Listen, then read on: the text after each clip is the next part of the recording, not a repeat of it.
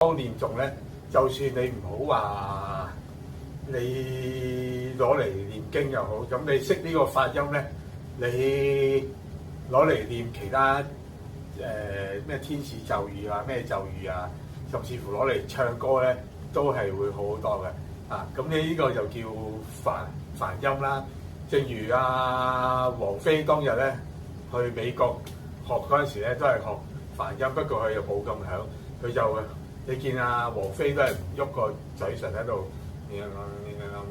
咁樣唱噶嘛，就呢啲就係梵音咯，係啦。咁即係最古老嘅發音方法啦，係啦。咁你可以細聲啲嘅，頭先講因為我要拍片咧，咁所以大聲啲。咁我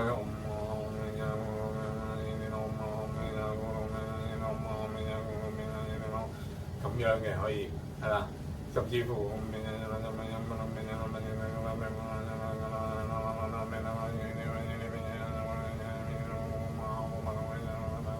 咁樣嘅係啦。咁所以咧，咁你就算攞嚟唱歌又得，咩都得嘅。咁你因為呢個方法咧，就可以用到你左中右脈，同埋用到你丹田嘅氣咧。咁你攞嚟做咩就都喺度練緊氣咧，就可以打通成個人啦，好似做緊氣功咁樣。喂，咁每一次發聲咧都會有幫助，對成個人就好好噶。